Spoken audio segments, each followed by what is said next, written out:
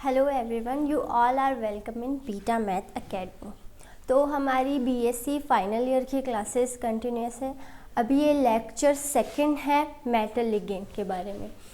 First में हमने VBT को स्टडी किया था, अब हम सीएफटी के बारे में पढ़ने वाले हैं। वीबीटी पे मैंने एग्जाम्पल्स भी करा दिए थे और उसमें कुछ एग्जाम्पल्स के बारे में बताया था कि ये हमें सीएफटी ने बताया था। वीबीटी की हमने कमियां भी पढ़ ली थी और सारी चीज़ों की वीबीटी के बारे में हमने स्टडी कर ली थी। थोड़े बहुत एग्जाम्पल्स है जो मैंने आपको करने के लिए भी दिए थे लास्ट में, कोऑर्डिनेशन नंबर 5 वाला। ठीक है, तो आई होप आपने कर लिया होगा। नहीं समझ में आया तो आप मुझे कमेंट बता सकते हैं। अब हम पढ़ने वाले हैं सीएफटी के बारे में। सीएफटी क्या है? Crystal field theory.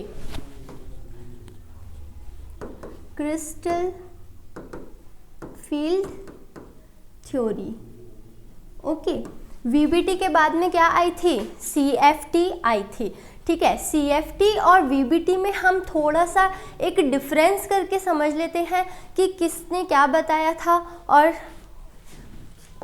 मतलब वीबीटी ने हमें क्या बताया था और सीएफटी ने हमें क्या बताया था। देखो, वीबीटी ने, यहाँ मैं लिख दूंगी सीएफटी के बारे में। वीबीटी ने हमें क्या बताया? कोवेलेंट बॉन्ड के बारे में बताया है ना। तो कोवेलेंट बॉन्ड, ओवरलैपिंग, इसका ओवरलैपिंग पे ही थी ना वीबीटी। वीबीटी ने ये बताया कि जो ऑर्बिटल्स हैं वो आपस में ओवरलैप करते हैं, और इसने सीएफटी ने बताया कि लिगेंड और मेटल के बीच में एक चार्ज होता है। लिगेंड का जो लिगेंड और मेटल का पॉइंट चार्ज होता है उसके बारे में बताया, बिंदु आवेश। लिगेंड मेटल चार्ज के बारे में एक्सप्लेन किया था। इसको मैं पॉइंट चार्ज बोल सकती हूँ, पॉइंट चार्ज या बिंदु आवेश। मतलब जो क्रिस्टल फील्ड थ्योरी थी वो लिगेंड मेटल के चार्ज के पर डिपेंड थी, और वीबीटी थी वो कक्षकों की ओवरलैपिंग की अवधारणा पर प्रेजेंट करती है, उसको बताती है। सेकंड हम देखेंगे कि इसने बताया था मेटल और लिगेंड। इसने यही बताया था कि जो वेकेंट ऑर्बिटल है, अपन वेकेंट ऑर्बिटल के बारे में पढ़ रहे थे ना, तो इसने बताया मेटल और लिगेंड। मेटल के पास में क्या होता है? वेकेंट ऑर्बिटल होता है। लिगेंड क्या करता है? अपने इलेक्ट्रॉन को मेटल को डोनेट करता है। यही तो पढ़ा था अपन ने। अपने इलेक्ट्रॉन किसको डोनेट करता है? मेटल को डोनेट करता है लिगेंड, है ना। एज वेल इसके अंदर अपन क्या पढ़ते हैं? मेटल और लिगेंड के बारे में तो पढ़ते हैं, लेकिन अपन इलेक्ट्रॉन रिच और इलेक्ट्रॉन डेफिशिएंट के बारे में पढ़ते हैं। इलेक्ट्रॉन धनी और इलेक्ट्रॉन डेफिशिएंट को जो न्यून बोलते हैं ना, वो। ठीक है, इतनी हिंदी आती है मुझे। तो मेटल क्या हो गया? इलेक्ट्रॉन। जहाँ देखो, मेटल और लिगेंड के बीच में जैसे भी बॉन्ड बनता है, इस पे पॉजिटिव चार्ज रहता है, इस पे नेगेटिव चार्ज रहता है। ये क्या होगा? Electron rich. एक मिनट, ये क्या होगा? Electron rich. और ये क्या होगा? इलेक्ट्रॉन डेफिशिएंट, न्यून। जिसमें कमी होगी वही तो लेगा इलेक्ट्रॉन को, और रिच मतलब अधिकतम, या फिर इसको धनी बोल देते अपन, है ना। जिसके पास इलेक्ट्रॉन ज़्यादा होंगे वो डोनेट करेगा, और जिसके पास इलेक्ट्रॉन की कमी होगी वो लेगा, इलेक्ट्रॉन को लेगा। अब देखो, इसमें अपन ने क्या पढ़ा था? Covalent bond. कोवेलेंट बॉन्ड बनता है, यही पढ़ा है। वीबीटी के अंदर अपन ने कोवेलेंट बॉन्ड की स्टडी की है। इसके अंदर अपन क्या करेंगे? सीएफटी किसको बताता है? आयनिक बॉन्ड को। ठीक है, आयनिक बंध बनता है। मतलब इन मेटल और लिगेंड के बीच में चार्ज का आदान प्रदान होता है। जिसके पास इलेक्ट्रॉन की अधिकता होगी वो इलेक्ट्रॉन दूसरे को डोनेट कर देगा, यही ये बताता है। तो अपन देखते हैं पॉजिटिव और नेगेटिव चार्ज जहाँ पर भी बनते हैं वहाँ पे आयनिक बॉन्ड का फॉर्मेशन होता है। और ऐसे ही वीबीटी के अंदर क्या होगा, कोवेलेंट बॉन्ड का फॉर्मेशन होगा, है ना। तो ये सारी चीज़ें हमने एक कंपेयर करके लिख ली है, जो हमने पिछली क्लास में भी वीबीटी के बारे में देखा था। अभी सीएफटी के बारे में हम आगे पढ़ेंगे कि भाई सीएफटी क्या है और सीएफटी की अवधारणाएं क्या है। और हाँ, सीएफटी ने एक और चीज़ बताई थी कि जो मेटल और लिगेंड के बीच में जो फोर्स होता है वो क्या होता है, इलेक्ट्रोस्टैटिक फोर्स। इलेक्ट्रोस्टैटिक फोर्स लगता है, स्थिर विद्युत बल, है ना, ये मेटल और लिगेंड के बीच में लगता है। तो ये कुछ बातें सीएफटी ने बताई थी। अब देखो जो सीएफटी की अवधारणाएं हैं वो पहले से ही मैंने लिख दी है इन हिंदी, है ना। तो अपन इसको 1 बाय 1 इसको पढ़ते जाएंगे और इसको समझते हैं। और हाँ, आप इसका स्क्रीनशॉट लेके इसको लिख भी सकते हैं, ठीक है। अब देखो फर्स्ट हम स्टार्ट करते हैं, इसके कुछ इम्पॉर्टेंट पॉइंट है सीएफटी के, है ना। सीएफटी ने क्या बताया था, कोवेलेंट कंपाउंड में मेटल और लिगेंड के बीच एक उपसह संयोजक बंध बनता है। क्या बनता है, एक उपसह संयोजक बंध का फॉर्मेशन होता है। और मैंने अभी बोला कि स्थिर वैद्युत आकर्षण बल किसके बीच में होता है, मेटल और लिगेंड के बीच में इलेक्ट्रोस्टैटिक फोर्स होता है। ये किसने बताया, सीएफटी ने। मतलब जो बॉन्ड का फॉर्मेशन होता है वो आकर्षण बल युक्त होता है। बॉन्ड क्या होता है, इलेक्ट्रॉन इलेक्ट्रॉन का आदान प्रदान से एक बॉन्ड बन जाता है ना। वैसे ही जब आयन्स होते हैं, पॉजिटिव आयन और नेगेटिव आयन होते हैं, तो क्या होता है कि आकर्षण होता है ना।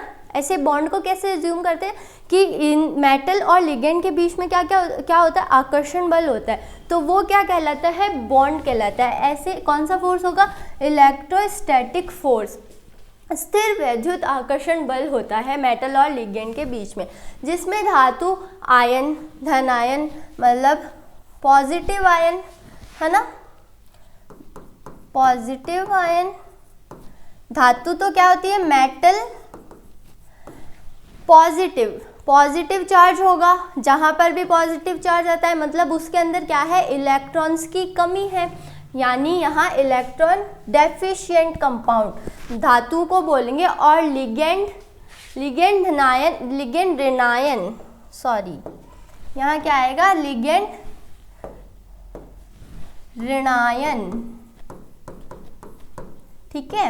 अब ठीक है, यानी नेगेटिव चार्ज, क्या है ये, नेगेटिव चार्ज की भूमिका निभाता है।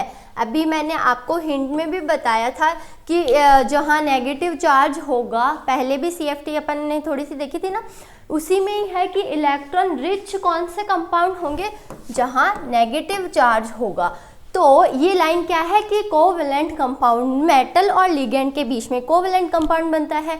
जो इलेक्ट्रॉन रिच होंगे वो इलेक्ट्रॉन को डोनेट करते हैं, और जो इलेक्ट्रॉन न्यून होते हैं वो इलेक्ट्रॉन को एक्सेप्ट करते हैं। तो ऐसे एक इनके बीच में जो फोर्स होता है वो होता है इलेक्ट्रोस्टैटिक फोर्स, स्थिर वैद्युत आकर्षण बल होता है, अट्रैक्शन फोर्स होता है, जिससे ये मेटल और लिगेंड आपस में जुड़े रहते हैं, ठीक है। ये हो गया फर्स्ट पॉइंट, समझ आ गया। सेकंड मैंने लिखा है, सीएफटी के अकॉर्डिंग मेटल और लिगेंड दोनों के कक्षकों के बीच किसी भी टाइप की ओवरलैपिंग नहीं होती। सेम पॉइंट जो अभी पहले पढ़ा था, ओवरलैपिंग किसने बताई थी, वीबीटी ने बताई थी, ठीक है। सीएफटी ने तो बताई नहीं थी। तो क्या करेंगे, ओवरलैपिंग नहीं होती। ऊपर पड़ा है स्थिर वैद्युत आकर्षण बल होता है, तो ओवरलैपिंग यानी अति व्यापन का तो नाम ही नहीं होगा। ना कोई ऑर्बिटल आएंगे एक दूसरे के ऊपर ओवरलैप करेंगे, ये नहीं होगा। पॉजिटिव आयन है और नेगेटिव आयन है, तो उसी अकॉर्डिंग आकर्षण बल होगा। सेकंड पॉइंट समझ आ गया।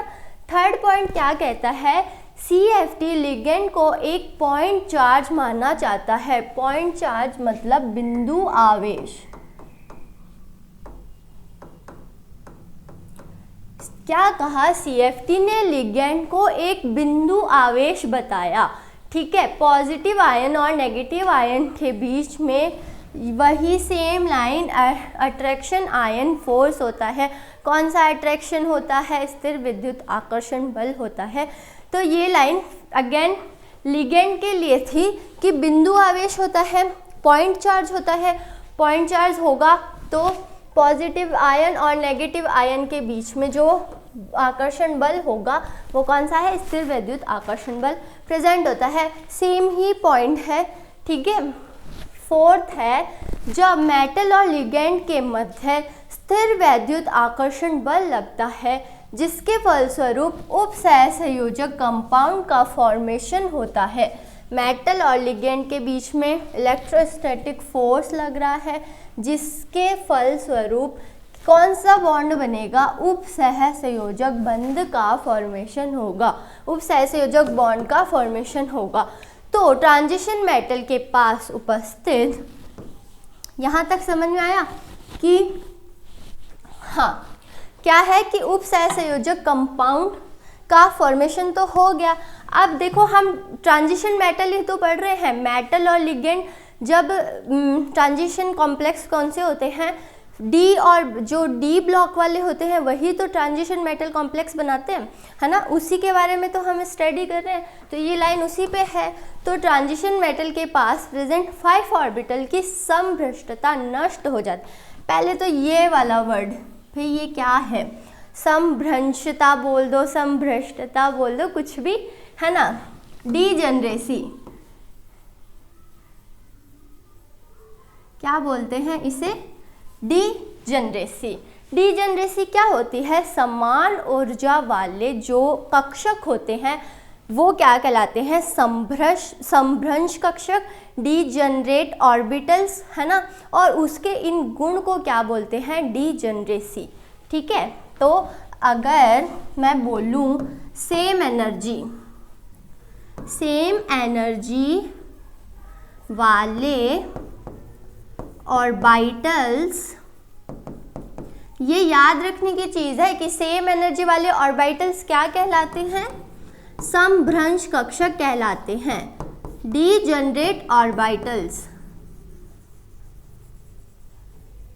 ओके, डीजनरेट ऑर्बिटल्स कहलाते हैं। और इसके इस गुण को क्या कहलाते हैं? क्या कहते हैं? डीजनरेसी, समभ्रंशता। ठीक है, समभ्रंशता है वो, सेम एनर्जी की नष्ट हो जाती है, मतलब 5 ऑर्बिटल, मतलब उनकी सेम एनर्जी नहीं रहती है। देखो डी के अंदर क्या होता है? 5 ही ऑर्बिटल होते हैं, है ना। तो ये इस लाइन का कहने का क्या मतलब है? जब इसके बीच में उपसहसंयोजक कंपाउंड का फॉर्मेशन हो गया तो ट्रांजिशन मेटल के पास जो 5 ऑर्बिटल्स प्रेजेंट होते हैं, यानी ट्रांजिशन मेटल कॉम्प्लेक्स जब बनता है तो 5 डी ऑर्बिटल होते हैं, उनकी डीजनरेसी खत्म हो जाती है, मतलब वो सेम एनर्जी के नहीं रहते हैं। जो डी ऑर्बिटल्स है पहले सारे क्या थे? सेम एनर्जी के थे, है ना। ये सब सेम एनर्जी के थे, है ना। तब तो इनकी डीजनरेसी इनमें प्रेजेंट थी, बट जब ये इनमें ट्रांजिशन मेटल कॉम्प्लेक्स बना तो क्या हुआ? इनकी डीजनरेसी खत्म हो गई, मतलब ये विपाटित हो जाते हैं। क्या हो जाएंगे? ये विपाटित, मतलब ये डिवाइड हो जाएंगे, है ना। ऐसे देखो क्या हो गए? डिवाइड हो गए। 5 कक्षक है, 3 ऊपर 2 नीचे, है ना। ठीक है, या फिर 2 ऊपर 3 नीचे, ऐसे इनकी डीजनरेसी खत्म हो जाती है जब ट्रांजिशन मेटल कॉम्प्लेक्स का फॉर्मेशन होता है तब। ठीक है, ये वाला पॉइंट, 4th पॉइंट इम्पॉर्टेंट था। अब ना अपने को डी कक्षकों का विपाटन भी पढ़ना है, तो इस वाले पॉइंट को थोड़ा सा अच्छे से समझना, है ना। अब है संकुल निर्माण, 5th पॉइंट है संकुल निर्माण में जैसे ही लिगेंड मेटल आयन के पास जाते हैं तो कुछ डी ऑर्बिटल्स की एनर्जी औसत ऊर्जा से बढ़ जाती है और कुछ डी ऑर्बिटल्स की एनर्जी औसत ऊर्जा से कम हो जाती है। ये अपन को समझना है भाई, ये क्या हुआ है? देखो ये क्या है? डी ऑर्बिटल्स है कि नहीं? अब कॉम्प्लेक्स बनाना है, मेटल और लिगेंड का कॉम्प्लेक्स बनाना है अपन को। मेटल और लिगेंड का जब कॉम्प्लेक्स बनेगा तो क्या होगा, एवरेज एनर्जी है, कुछ जो कक्षक होंगे वो तो यूं ऊपर चले जाएंगे, मतलब उनकी एनर्जी ज़्यादा होगी, कुछ कक्षकों की एनर्जी क्या होगी, कम हो जाती है। यहाँ क्या होगी, एनर्जी कम हो जाएगी, और इन वालों की क्या है, एनर्जी ज़्यादा, इनकी एनर्जी ज़्यादा है, और कुछ कक्षकों की एनर्जी क्या हो जाती है, कम हो जाती है ना। तो यही लाइन लिखी है, पहले भी अपन ने पढ़ा था एनर्जी के बारे में, ये भी लाइन उस पे ही है, सेम है, थोड़ी सी को रिलेट करती है, ठीक है। तो ये समझो। अब है सिक्स्थ का क्या मतलब है, अकॉर्डिंग टू CFT मेटल और लिगेंड के बीच में बॉन्ड प्रेजेंट होता है, उसकी जो नेचर होती है वो आयनिक होती है। ये भी मैंने आपको पहले बताया कि वो आयनिक नेचर के होते हैं, है ना। जो उनके बीच में बॉन्ड बनता है तो इलेक्ट्रॉन रिच और इलेक्ट्रॉन डेफिशिएंट जो कंपाउंड है उसको ध्यान में रखना आप, है ना। तो ये क्या होगा, ये तो इलेक्ट्रॉन डेफिशिएंट और ये क्या कहलाएंगे, इलेक्ट्रॉन रिच है। तो इनके बीच में जो कंपाउंड बनेगा वो क्या कहलाएगा, आयनिक, इनके बीच में जो बॉन्ड बनता है उसकी नेचर क्या हो जाती है, थोड़ी सी भाई आयनिक नेचर उसकी हो जाती है ना। तो ये कुछ 6 पॉइंट्स थे जो CFT ने बताए थे। एनर्जी वाला जो पॉइंट है और जो डीजनरेसी ऑर्बिटल्स की है वो पॉइंट्स थोड़ा सा हमारे लिए क्या है, इम्पॉर्टेंट होने वाला है। ओके, अब देखो नेक्स्ट क्या पॉइंट है, डी ऑर्बिटल्स का विपाटन, डी कक्षकों का विपाटन। अभी की जैसे हमने पढ़ा था कि जो डी ऑर्बिटल्स है उनमें क्या, जब मेटल लिगेंड का कॉम्प्लेक्स बनता है तो एनर्जी तो सेम रहती नहीं है। जब एनर्जी सेम नहीं रहेगी तो डी कक्षकों का क्या हो जाएगा, विपाटन हो जाएगा, है ना। जब डी कक्षकों का विपाटन यानी डिवाइडेशन, है कि नहीं, डिवाइडेशन होगा डी कक्षकों का, तो देखो क्यों हो रहा है, जब सेम एनर्जी के नहीं रहेंगे तो इनके बीच में प्रतिकर्षण लगेगा, रिपल्सन लगेगा, है ना। 5 ऑर्बिटल हैं अपने पास में, 5 ऑर्बिटल्स होते हैं ना डी के अंदर, इनके बीच में क्या लगेगा, रिपल्सन, रिपल्सन लगेगा तो ऑर्बिटल्स आपस में क्या हो जाएंगे, डिवाइड हो जाएंगे, ठीक है, उनका डिवाइडेशन हो जाएगा। जब वो आपस में डिवाइड होंगे तो किस तरीके से डिवाइड होते हैं, 2 तरीके से डिवाइड होते हैं, एक तो डबली डी जनरेट ऑर्बिटल्स बोलते हैं इनको, और एक को बोलते हैं ट्रिपली डी जनरेट ऑर्बिटल्स, है ना। अब देखो यहाँ पे देखो डी ऑर्बिटल्स हैं, 2 में डिवाइड हुए ऐसे, ठीक है। एक होगा डबली डी जनरेट ऑर्बिटल्स, है ना, और यहाँ वाले क्या हो गए, ट्रिपली डी जनरेट,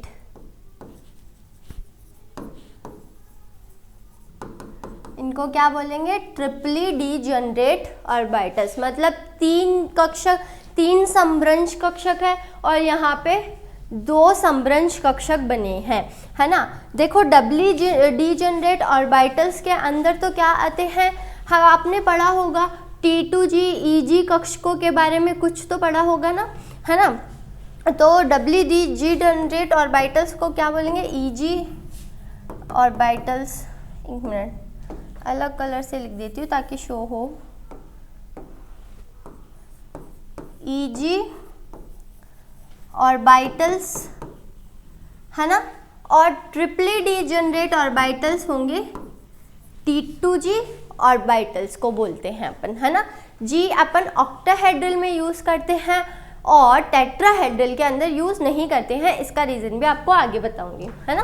अब EG ऑर्बिटल्स है ना, 2 हैं, तो आपने dx स्क्वायर y स्क्वायर, 5 ही तो ऑर्बिटल्स होते हैं, है ना। तो पहला तो हो गया dx square y square, second हो गया dz स्क्वायर, है ना। T2G के अंदर 3 कक्षक होते हैं, 3 कक्षक कौन कौन से हैं, DXY, DYZ एंड DZX, है ना। ये वाले होते हैं कि नहीं होते? 5 ही तो होते हैं। तो ट्रिपली डी जनरेट है वो तो T2G में चले जाएंगे, और जो डबली डी जनरेट है वो किस में चले जाएंगे? इस वाले के अंदर आ जाएंगे। अब हम शेप्स ऑफ डी ऑर्बिटल्स को स्टडी करने वाले हैं। डी ऑर्बिटल्स की शेप्स क्या होती है?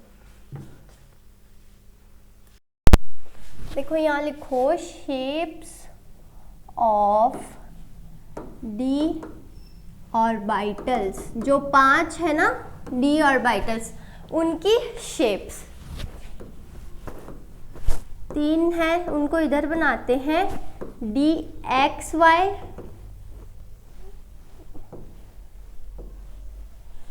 कैसे होते हैं? DX अक्ष है, ये Y अक्ष है, और यहाँ पे ये ऑर्बिटल्स है ना। और सेकंड है DYZ, ऐसे बना दूं। Then DZX, DZX, okay. ये क्या है? DZX। अब अपने पास में क्या बचा?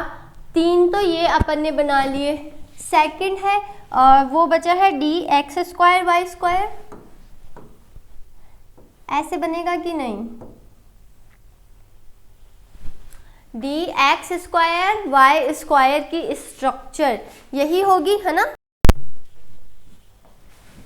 और दूसरा है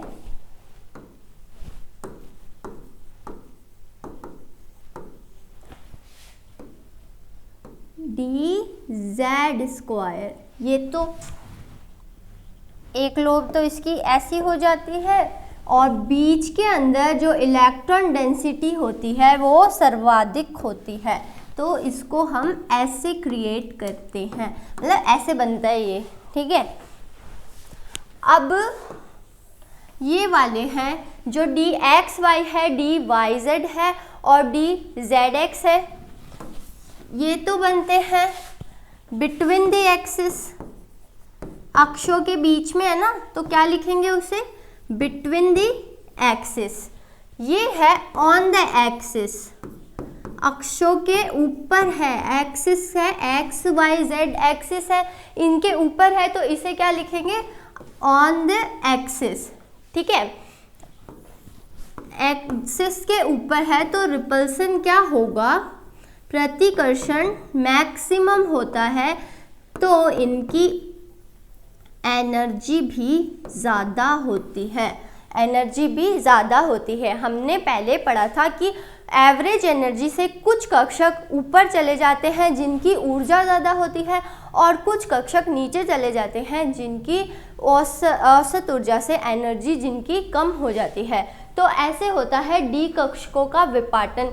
ये भी इम्पॉर्टेंट है, ऐसे कक्षकों को बना के आना है। यहाँ पे इलेक्ट्रॉन डेंसिटी ज़्यादा है बीच में, इसीलिए हमने इसको ऐसे दिखाया है ना। और बाकी तो बिटवीन द एक्सिस है उसको ऐसे ही रिप्रेजेंट करेंगे, सेम डायग्राम बनेंगे, बस अक्ष इसकी चेंज होती रहेगी, ठीक है। तो ये हमें डी ऑर्बिटल्स का विपाटन है। देखो मैंने क्या लिखा है, ऑक्टाहेड्रल। OH मतलब क्या है?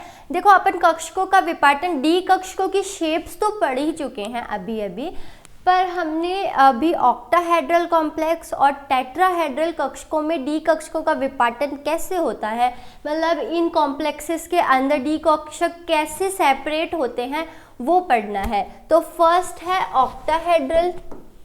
ऑक्टाहेड्रल कॉम्प्लेक्सेस में डी कक्षकों का विपाटन कैसे होता है? देखो पहले तो हम इसकी थ्योरी लिख लेंगे कि जो अष्टफलकीय संकुल होते हैं उसमें 6 लिगेंड होते हैं, वो धातु आयन कॉम्प्लेक्स बनाते हैं, है ना। वो अपनी एनर्जी के बेस पे डिवाइड होते हैं, मतलब एनर्जी जिसकी ज़्यादा होगी वो तो ऊपर चले जाएंगे, और जिसकी एनर्जी कम होती है वो क्या कहते हैं नीचे की ओर रह जाते हैं। अब हमने पहले पढ़ा था कि जो EG ऑर्बिटल्स होते हैं, है ना, एक मिनट रुको, देखो यहाँ पे Eg ऑर्बिटल्स कहाँ है, कहाँ शो करे हैं हमने, है ना। ये देखो Eg ऑर्बिटल्स है। Eg ऑर्बिटल्स में क्या लिखा है, dx स्क्वायर वाई स्क्वायर आता है और dz स्क्वायर आता है। तो ये अब हमें इसको आगे रिलेट करना है कि dx स्क्वायर वाई स्क्वायर कहाँ है, ये कहाँ है, on the axis. On the axis है तो मैंने लिखा है रिपल्सन ज़्यादा है तो उसकी एनर्जी भी ज़्यादा होगी। अब dx स्क्वायर वाई स्क्वायर की और dz स्क्वायर की एनर्जी ज़्यादा है। और अभी अभी हमने पढ़ा है कि ये कौन से हैं, Eg। G फॉर है सेंटर ऑफ ग्रेविटी। G को क्या बोलते हैं, सेंटर ऑफ ग्रेविटी बोलते हैं, है ना। तो ये Eg कक्षकों के लिए है, ठीक है। तो हम इसको क्या बोलेंगे कि ऑन द एक्सिस होने की वजह से उनकी एनर्जी का मान ज़्यादा हो जाता है। जब कक्षकों का विपाटन होता है तो ऑन द एक्सिस होने की वजह से Eg कक्षकों की एनर्जी का मान ज़्यादा हो जाता है ना। तो वो क्या करते हैं, ऊपर चले जाते हैं। एवरेज जो एनर्जी होती है, पहले हम 5d ऑर्बिटल्स बना लेते हैं, 3 4, ठीक है। ये क्या है, 5d ऑर्बिटल्स है। ये सब सेम एनर्जी के हैं, सब सेम एनर्जी के हैं। तो क्या होगा, जब हम एनर्जी देते हैं, जब कॉम्प्लेक्स का फॉर्मेशन होता है तो d कक्षक क्या हो रहे हैं, डिवाइड हो रहे हैं, लाइक दिस। 2 कक्षक तो ऊपर चले जाएंगे और 3 जो ऑर्बिटल्स हैं वो नीचे रह जाएंगे। ये कौन से वाले हैं, dx स्क्वायर वाले, y स्क्वायर वाला और dz स्क्वायर वाला। अब कौन सा बच गया हमारे पास में बच गया dxy वाला, dyz वाला और dzx वाला, है ना। हमारे पास में इतने ऑर्बिटल्स बच गए। अब ऊपर वाले तो होते हैं Eg ऑर्बिटल्स हैं, ये तो हो गए Eg। इनको हमने बोलना है T2g ऑर्बिटल्स, ये होंगे T2g ऑर्बिटल्स, है ना। अब देखो इसका एनर्जी गैप tan dq होता है, डिवाइड, है ना, tan dq। और डेल्टा क्यू में भी डेल्टा नॉट में भी लिख सकते हैं इसको, है ना। तो टोटल जो एनर्जी गैप होता है वो tan dq होता है, जिसमें ऊपर वाला अधिक होता है 0.6 डेल्टा ओ लिख रही हूँ मैं, और ये होता है 0.4 डेल्टा ओ। मैंने क्या लिखा है, 0.6 और 0.4। अब ये वाला माइनस में होता है, सॉरी, है ना। और tan dq की फॉर्म में है तो हम उसे tan dq बोलेंगे और डेल्टा ओ की फॉर्म में ऐसे हो जाएगा। अब इसमें हमें इलेक्ट्रॉन फिल करते हैं, है ना। मान लो कि 5 इलेक्ट्रॉन है, हम d5 के लिए पढ़ रहे हैं। तो इलेक्ट्रॉन, अब इसमें भी देखो स्ट्रॉन्ग फील्ड वालों के लिए स्ट्रॉन्ग फील्ड लिगेंड्स होते हैं, उनके लिए अलग होता है। वीक फील्ड वालों के लिए अलग होता है। स्ट्रॉन्ग फील्ड लिगेंड्स होंगे वो, जैसे कि हमने अभी वीबीटी पढ़ी थी ना, है ना। वीबीटी ने तो अच्छे से बताया ही नहीं कि कौन से स्ट्रॉन्ग फील्ड लिगेंड होते हैं, मतलब इनकी पेयरिंग क्यों हो रही है। जहाँ स्ट्रॉन्ग फील्ड लिगेंड आएगा वो पेयरिंग कराता है, मैंने वीबीटी में भी बताया था, उसकी क्लास में बताया था, बट उस चीज़ को वो प्रूफ नहीं कर पाए थे। इन्होंने क्या किया था, प्रूफ किया था, क्योंकि इन्होंने क्या बोला, कक्षकों का विपाटन होता है ना। तो ऐसे फिल होते हैं इलेक्ट्रॉन, पहले नीचे जाएंगे, जिन कक्षकों की एनर्जी कम है उसमें जाएंगे, और फिर ऊपर फिल होंगे जिन कक्षकों की एनर्जी क्या है, ज़्यादा है ना। तो इस अकॉर्डिंग हम इसको फिल कर सकते हैं। अब एग्जाम्पल के अकॉर्डिंग आपको पता चलेगा कि भाई मैं स्ट्रॉन्ग फील्ड लिगेंड्स और वीक फील्ड लिगेंड्स भी बता दूंगी कौन कौन से होते हैं, ताकि आप याद कर लो और आपको पता चल जाए कैसे हमने करना है, ठीक है। अच्छा, एक और चीज़, पेयरिंग एनर्जी निकालना। 1 मिनट, देखो पेयरिंग एनर्जी कैसे निकालते हैं। और हम इसको CFSE सॉरी पेयरिंग एनर्जी नहीं, CFSE क्रिस्टल फील्ड जो एनर्जी होती है वो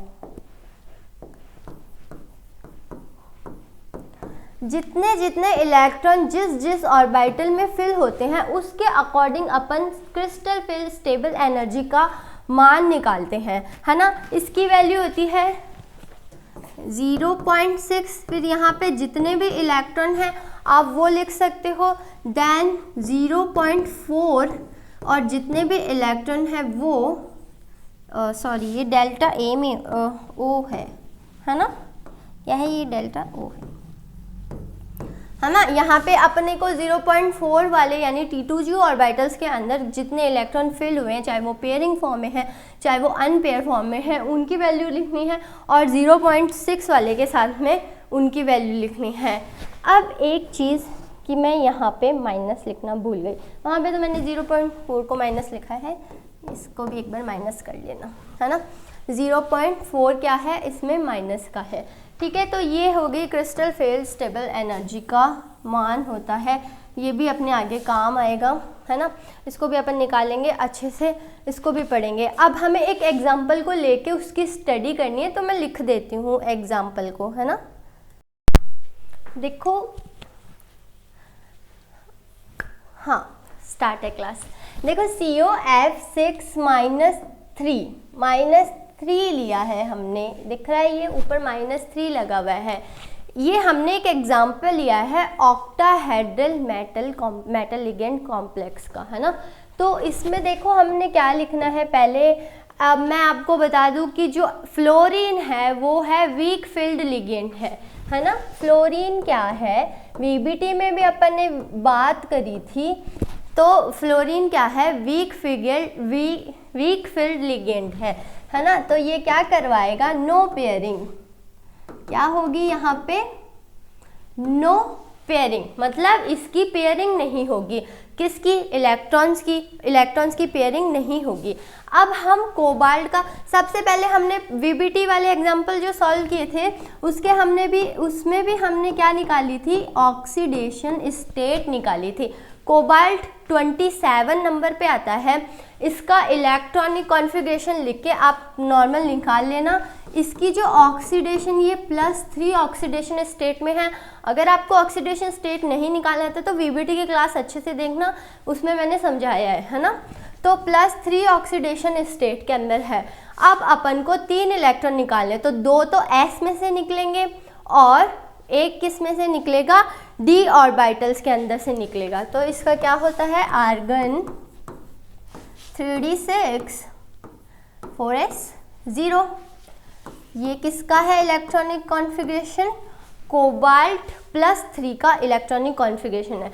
अब हमने तो D से मतलब है ना, तो D को हम बनाएंगे 1 2 3 4, 1 2 3 4 5 ऑर्बिटल होते हैं D में।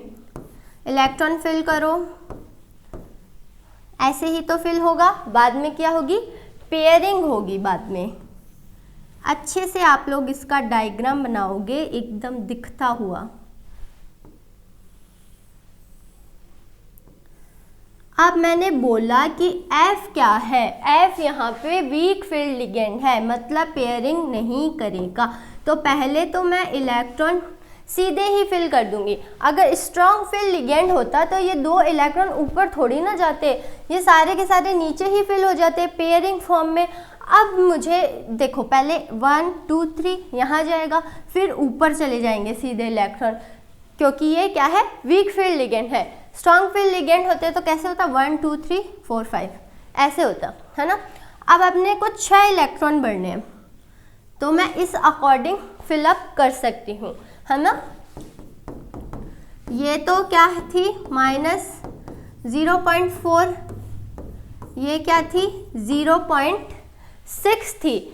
अब हमें CFSE की वैल्यू निकालनी है। CFSE की वैल्यू कैसे निकालेंगे, 0.6 इंटू T2G के अंदर ये इलेक्ट्रॉन, ये है EG के अंदर, ठीक है। T2G के अंदर कितने इलेक्ट्रॉन है, और सॉरी 0.6 इंटू EG के अंदर कितने इलेक्ट्रॉन है, 2 प्लस -0.4, T2G के अंदर कितने इलेक्ट्रॉन है? 4, है ना। तो इसको जो सॉल्व करके जो आंसर आएगा वो क्या होगा? इसकी CFSC, मतलब इसकी 2.4 आ रहा है माइनस का, ये इसकी होगी क्रिस्टल फील्ड स्टेबल एनर्जी होगी, है ना। तो इस अकॉर्डिंग हमने एक वीक फील्ड लिगेंड का एग्जांपल करके ऑक्टाहेड्रल लिगेंड्स को हमने समझाया है। आगे हम बहुत सारे ऐसे ही एग्जांपल करने वाले हैं जिसे हम इस एग्जांपल करना मस्ट है। इसी से हमें समझ में आएगा कि कैसे हम वीक फील्ड लिगेंड को यूज़ कर रहे हैं, कैसे हम स्ट्रॉन्ग फील्ड लिगेंड को यूज़ कर रहे हैं। तो ये सारी चीज़ें हमें इससे ही समझ में आनी है। तो बहुत सारे एग्जाम्पल हैं इसके। यहाँ पे ना माइनस का 0.4 है, सॉल्व करके देख लेना, माइनस का 0.4 ही आएगा, है ना। तो ये और भी एग्जाम्पल है जो अभी हम करने वाले हैं।